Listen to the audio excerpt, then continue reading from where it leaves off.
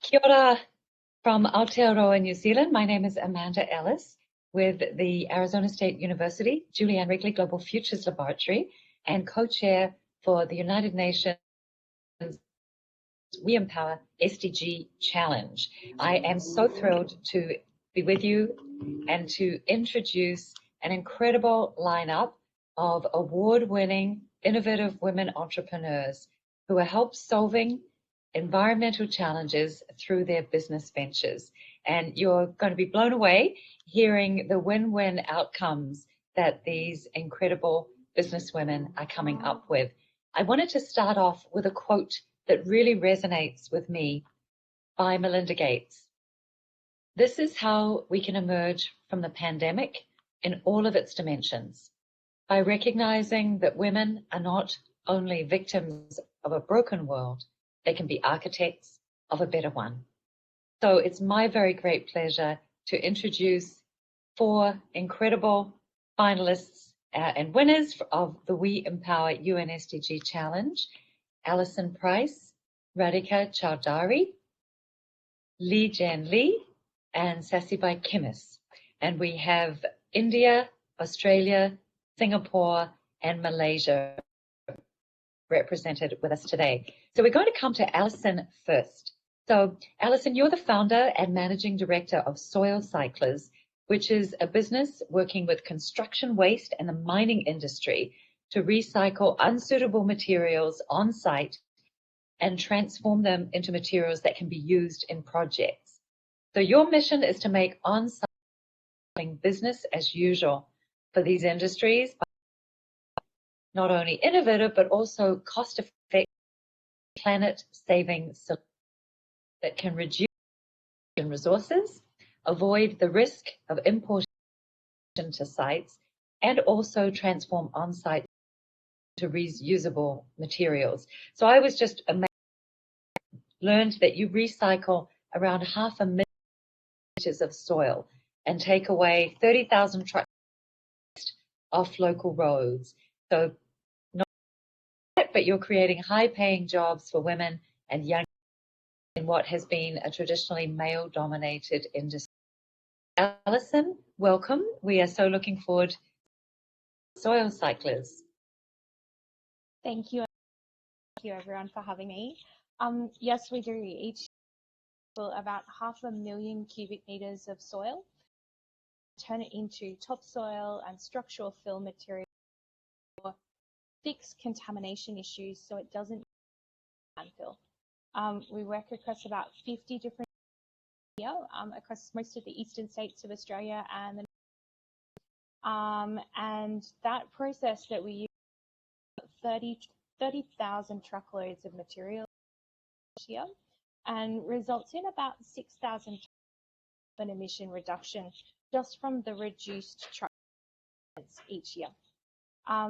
So things that we offer, we the construction, the waste and the mining industry do things like topsoil amelioration, turning unsuitable soils or contaminated soils into to make sports fields or parks or gardens or vegetate beside the highway.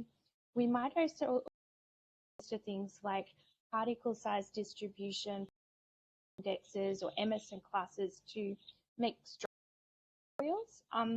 We also specialize in PFAS, we're the preferred mixing contractor for a product which was developed in conjunction with the CSIRO and is considered to be world's best practice in PFAS. We can also fix acid sulfate. They don't need to end up in landfill, asbestos contaminants, and deal with like illegal tip site that might otherwise end up in landfill to get out into use because we're eroding faster than it's naturally now because of our as a result of our. It's really important to take care of that material and treat it and turn that waste on a site into a site is reusing. SoilCyclers, my business, we actually have a background. We work across 3 out of the 4 dominated industries in Australia. So construction and mining are 3 out of the 4 most male dominated. But our team, we've got 100% business. We have more than 40% team as a whole. We've got more than 40% women operational team, so our site-based crew who are out on site driving trucks, and we've got a management team. So I'm really proud, and I know we approach environmental differently. I came from outside the construction industry, but I know that our innovative actually saving our clients money, but also doing the right thing. I'll hand back over to you, Amanda, to introduce the rest. Fantastic. I love that. And it's amazing too to learn about reduction in carbon emissions too. So continue the waste story now by moving to India. And so with us, Radhika, you're the director and chief finance Micron Panels, which is a waste plastic company, and you have a proprietary technology on converting low-value, multi-layer, understand those that can't often be repurposed, to turn those into useful building materials. They're cost-effective and they're an eco-substitute for common building materials, wood, timber, cement, etc. Really interested to learn much more about this. I couldn't also 100% recyclable, and that really got me. I'm a boring old economist, so I love numbers. The fact that you've removed 7 million kilograms of waste from entering the environment and saved almost 100 trees from being cut down really impacted me. Welcome, and we are very much looking forward to hearing from you. Sure. Thank you, Amanda, for the wonderful. We are a waste plastic recycling company, and our technology focuses on converting low-value multi-layer plastics into materials. So multi-layer plastics to the environment and are the single largest land and ocean pollution in the world. They cannot be built using conventional means and are usually collected, incinerated, or are used in landfill. So these multi-layer plastics are the most common materials in industries such as FMCG and pharmaceuticals, and they're virtually impossible to use traditional means. With our technology, we recycle this plastic but convert it into which serve as a replacement substitute to plywood and the roofing and cement sheets. So for 1,000 kgs of plastic that and create boards, effective 3,500 plastic packaging items. Toothpaste tubes are recycled and half saved, and approximately $700 of value is created from waste plastics. Creating an entire value chain of waste plastics that truly imbibes the concept of, and because our product replaces, there are numerous applications in the furniture industry. So in the picture, if you see the bench is made out of waste plastic, of waste toothpaste tubes that are discarded. We can make portable toilets. So we supplied a lot of these portable toilets to hospitals for the use of their hospitals quarantine purposes. And there are housing and furniture applications. House that you see on the right is completely made out of plastic. The roofing, the walls, the flooring, everything is made of plastic. There are a lot of other there you can make benches, kitchen cabinets, furniture, essentially that you can make out of plywood with our material. Our business supports various SDGs of the United Nations, but I'm particularly proud of the fact that we provide a safe working environment for people in this recycling industry.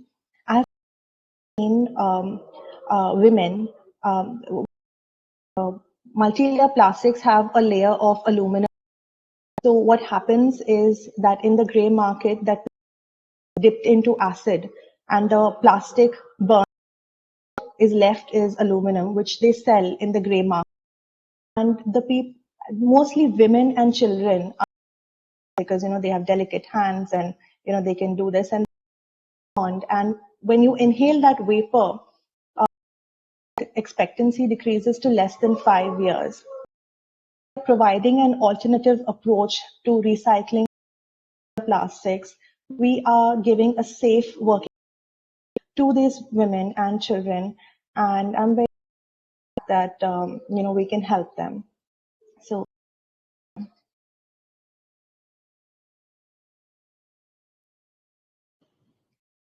Wonderful. So much for that fascinating presentation. Such a good transition to lead gen business as a health business.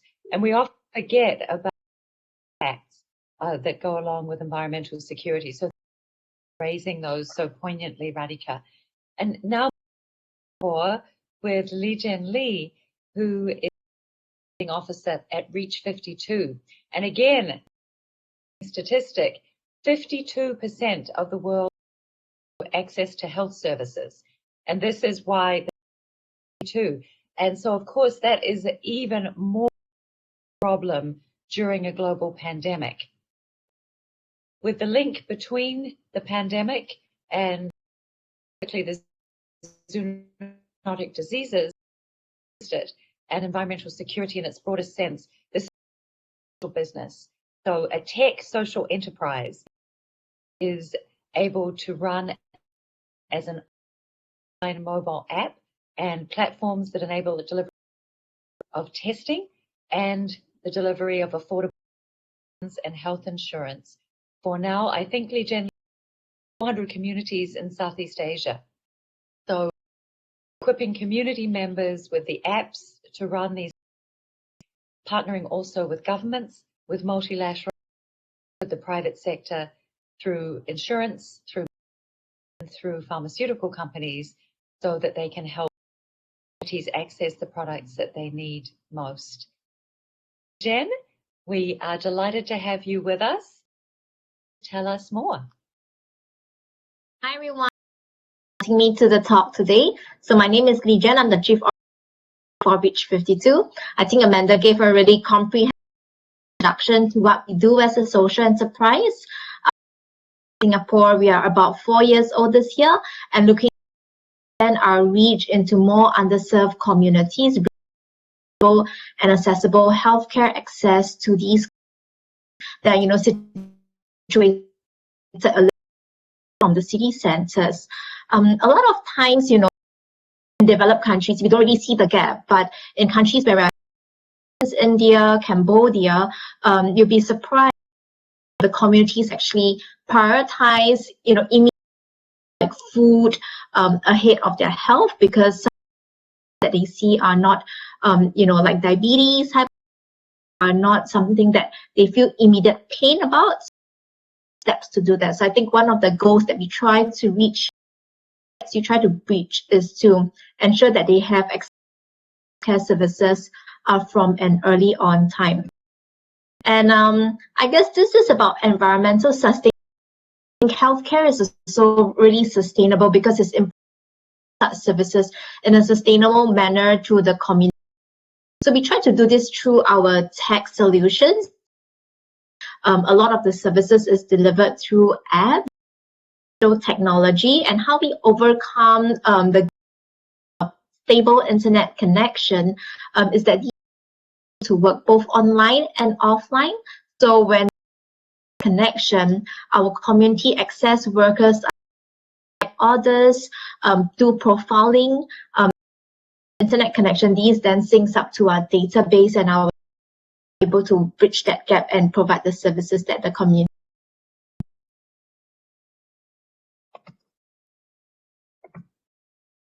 A lot of our work is actually around women. I think in line with the team, we work, for example, with Johnson & Johnson to do patient training for community health workers, along with a COVID-19 curriculum to bring people up to this disease. How can they track it? How can they monitor practices? This year, we're expanding the program of curriculum, including community diseases, infectious diseases, and maternal and child. Philips, we did an ultrasound service with a portable women and pregnant mothers. We also did, so I think these kind of tech solutions actually has to bring the healthcare to more communities in a because it allows them to save time, travel center to visit a doctor, and having the opportunity to consult with a doctor through a telephone or through a is something that is quite valuable, especially when there's during the virus. Did something on gender-based violence. So overall, we have created more than 400 women within the community, providing them an alternative source. A lot of these community access managers are women, because we find that the males are typically or seamen, and the women at home. So this is an alternative income source for them when they're actually at school. 60% of the recipients of our health products and services actually, and over half of our team within Reach 52 are also women. So this is something that we are quite proud of. So just sharing some of the we have here. So this is some of our community health workers. These are community that typically are very minimally trained. Upskill them through digital means, them slides so they can download these curriculum and can devices even without internet connection. These are some of the programs that we carry out in the communities. Yeah, that's it from me today. Thank you. Thank you so much. And just realize how tech can be used as an incredible good to reach so many more people. So thank you. We're transitioning now from Singapore to Malaysia. Sasibai Kimis, who is the founder and chief officer of Earth Air. And this is a social enterprise and a conscious lifestyle brand, creating handcrafted heritage pieces made by refugees and Indigenous persons. And of course, statistics that sticks in my head is the for migration, estimating that there'll be an additional 200 million refugees by 2050. An important area of focus. Now, an amazing history working in investment, venture capital, and the UNDP, the UN program in Accra, and in New York as an investment analyst at Lehman Brothers. And the quote is that if Lehman Brothers and sisters, it may not have gone under. So more people like you there. So we know 2019 you had impacted more than planted almost 2,500 trees and generated hundreds of thousands in income. So we're so looking forward to hearing from you. And thanks, everyone. So Earth Air is actually a social enterprise that rural communities and a lot with refugees in the last couple of years. And environmental is a key part of who we are, which can be named. So the idea is that all of us are heirs of this earth and we have a responsibility to care. So sorry, I can't see. Okay, there we go. So the reason I started the social enterprise is because the fashion sector, it's actually the second largest sector that's environment after the oil and chemicals industry. So I saw this as not just a way of bringing awareness to ethical fashion, but also to impact and reduce fashion waste and conscious consumption. Rest G's in our work. And the one I'm passionate about is obviously, the fact that it's poverty reduction and continual education, being a conscious consumer. We're fair trade certified, a huge achievement, I suppose. One of the only brands that's fair trade certified. So our business model is working with artisans with the model, and all of our recyclable or made from fibers. And so this is jewelry made by refugee women. This is actually plastic strips that is packaging, like from boxes. And these are all natural fiber products that are plant-based. So last year, we actually made this in Malaysia because we pivoted our business to make PPE. There was a huge backlash in refugees and migrant workers in Malaysia. When we showed the country that refugees sewing PPE to save the lives of Malaysians, impacted the community very positively, which we were very proud of. So a lot of our business pivoted to that last PPE and mask. This year, we're going to be going back to more of our fashion products. That's it. Thank you. I love the ingenuity, being able to, and that women are just so good at coming to this. And it really raises the importance to attitudes as environmental security, and there are more refugees and more internally displaced people too. It is so important for us to be able to figure out how to address the social dimensions, the environmental dimensions. So thank you so much. I hope that more companies in Malaysia follow your lead to become fair trade certified too. It's great to see that role model. I'm going to come now to questions. And Alison, a first question for you, the carbon sequestration. I'm having trouble getting my head around the fact that you're helping with the tops, something else. Can you explain to us why it's only good for the immediate environment, which I can totally understand, that there's also a carbon dimension to this? Love to. Sure.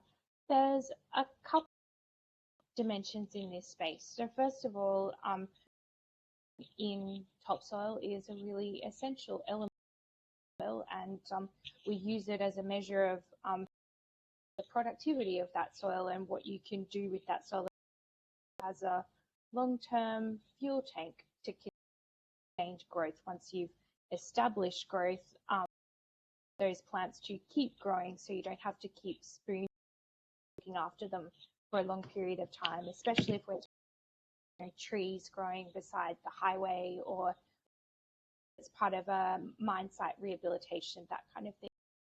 So for us, our initial look at has been around the number of trucks you take around construction projects. So it's been a very calculation of this many less truckloads, distance results in the carbon.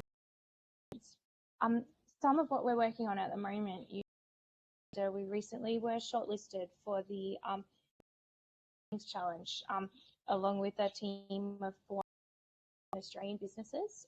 We're finalists in that BH challenge, and part of what will be done there they're going to, so our European company is going to capture carbon in tailings. And eventually we will get those tailings with the carbon, and we will turn those tailings into a growing soil for use in revegetation of that. So it's such an enormous, an industry which is really essential. Mining lives, we cannot do without it, but the sustainability of that industry is not great, and it's a real massive change in the way the industry and the carbon footprint that industry has.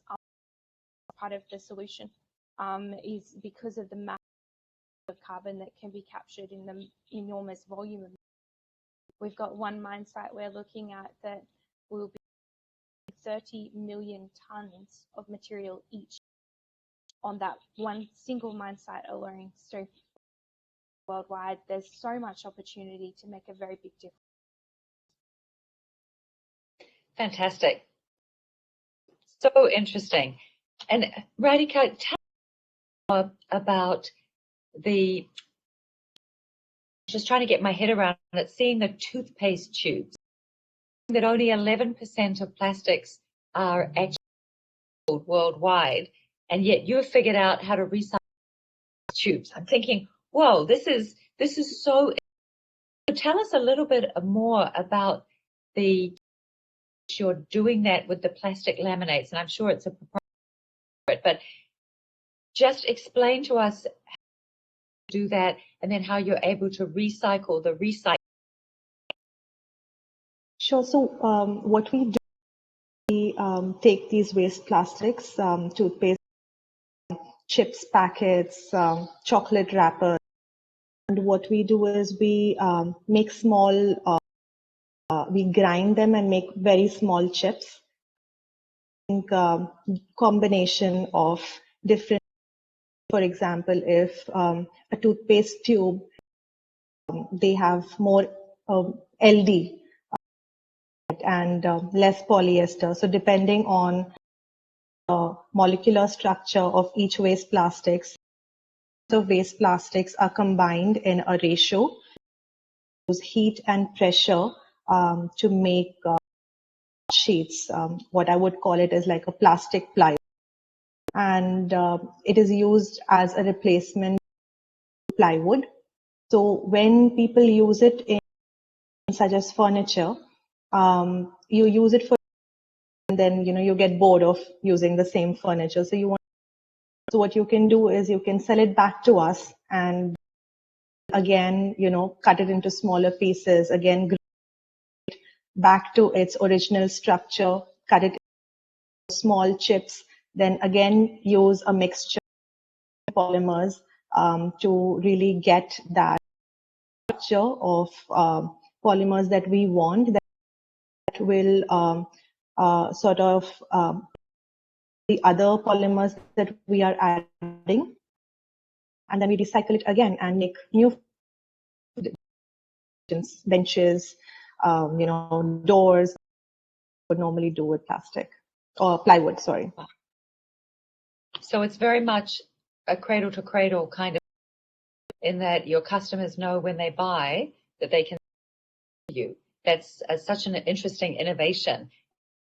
Then it can be turned into something else again, rather than the linear economy model, which we've used for so long, and then use up and then send to land. So very exciting to hear about that. So we've got with Alison and a circular model with Radhika. Now turning to Lijian again, just thinking of the pandemic has really expanded of online technology and the acceptability of technology for healthcare. How are you seeing with local community the ability to use your technology well? Can you tell us a little bit more about how you're reaching really at the bottom of the pyramid? So I think one of the things that we try to in low resource settings is, for example, low intensity. So if the residents are able to download when they have internet connection, they can refer back to it. Information on diseases or illness, refer back to it when at their own time. Or I think this is something that we have found to be very useful, especially during the pandemic. Also, we are looking at of interventions because to be change the way of coordination between primary levels of care. That's why we are using different technologies. So some of it would be like telemedicine. Unfortunately, it requires internet connection. So how we do that is or more on households that has internet connection. Otherwise, with the rural health unit, the telephone there is a little bit less sophisticated. It's the same type of service. So a resident can go to use the telephone and get specialist care, connecting themselves to a doctor in the hospital and save the travel and time as well as expense quite far away. We're also looking at such interventions in the sense that there's co-funding as well as the provider, because we don't see ourselves and just dispensing free medicines, free health screenings. Sometimes we do ask the patients to pay a nominal amount in the game, and we also see that that's a more, because what we provide is already cheaper than what they could have from private healthcare practitioners. So they're already services that we provide, but in addition, they are also so that they know not to take the services for granted, empowered to look after themselves. They are able to regularly also monitor their own health screening records on their own phones, etc. Yeah. So these are some of the ways we try to intervention. That is so empowering, and I think that a connecting question with Sasibai.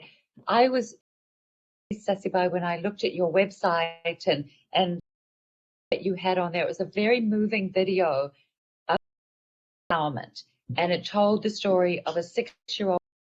Still tear up when I say that, a 6-year-old rescued from a brothel, who was really the inspiration for you to start Earth Air. I'd love you to tell us about that. I just found it incredibly moving, and the excitement for me in your women-owned businesses. They're all empowerment models.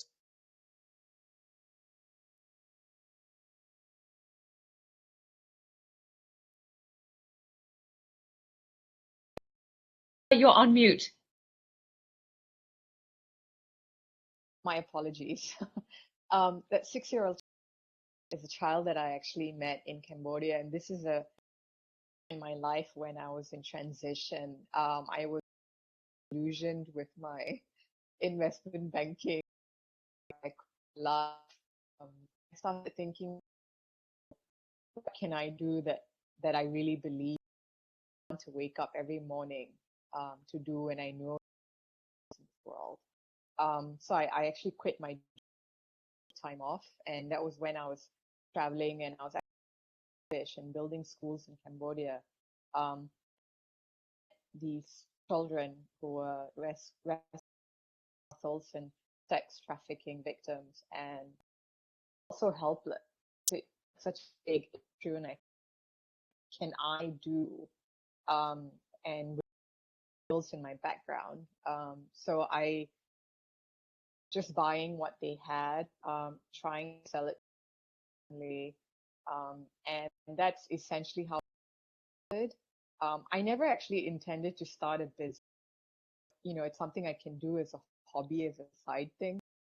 A mentor pretty much said, if you really want to life of these communities that you work with, it has to be so that it is sustainable and the effort, and you can keep helping these communities long term.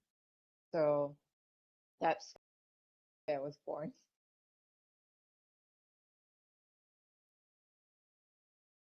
Thank you, and thank you.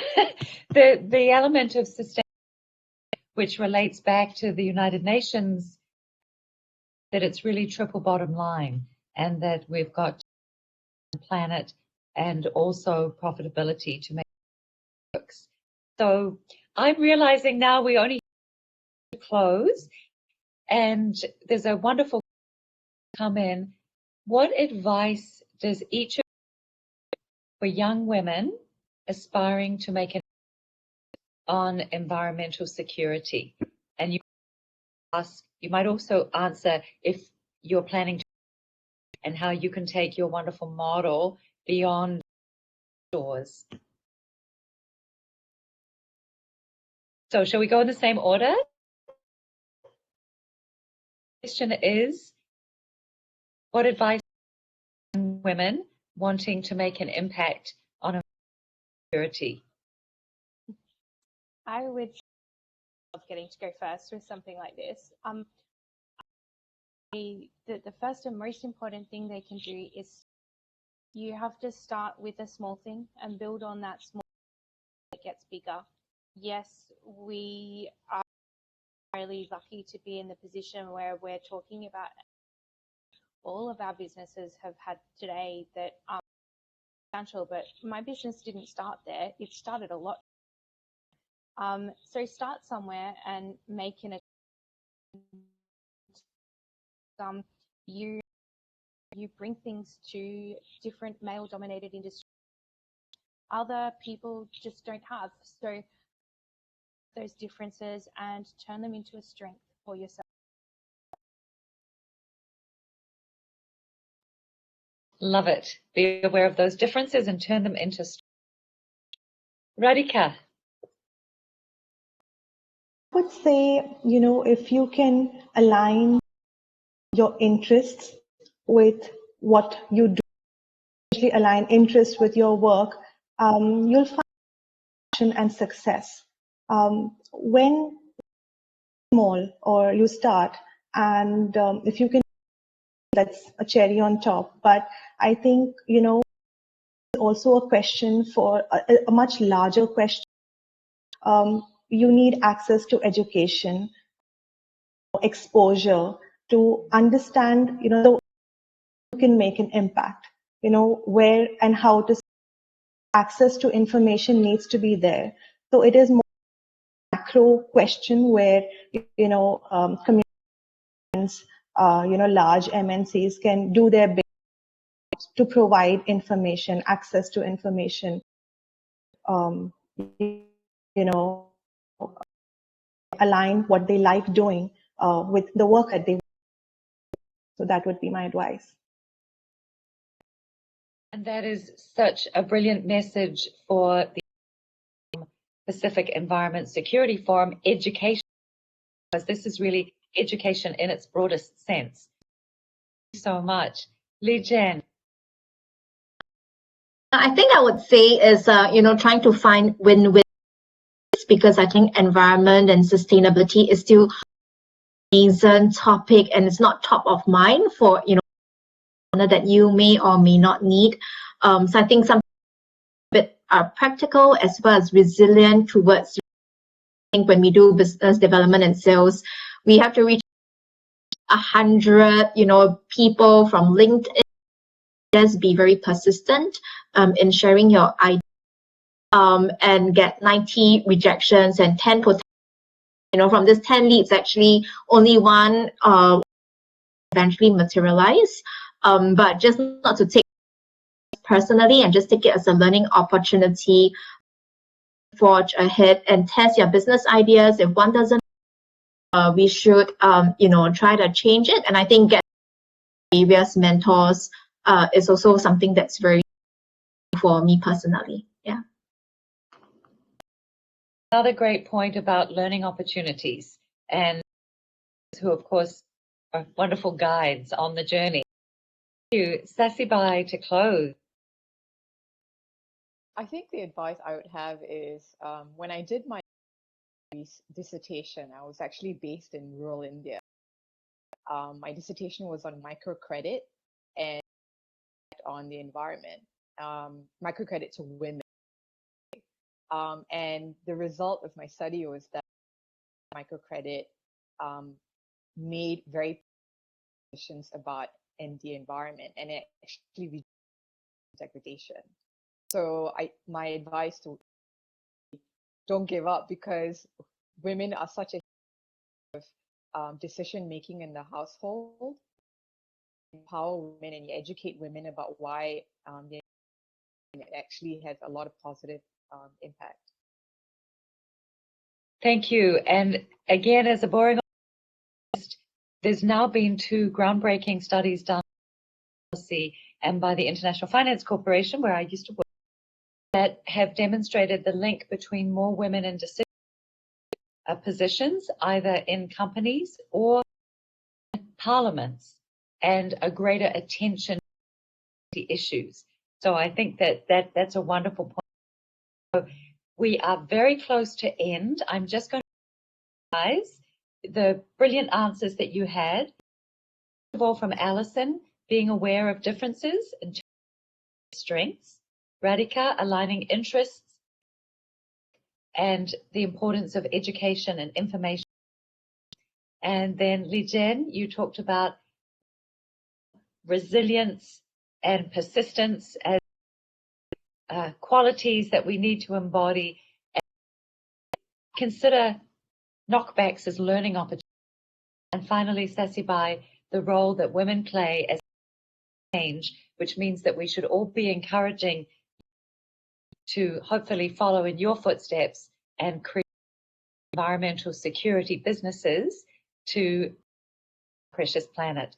This has been an amazing session.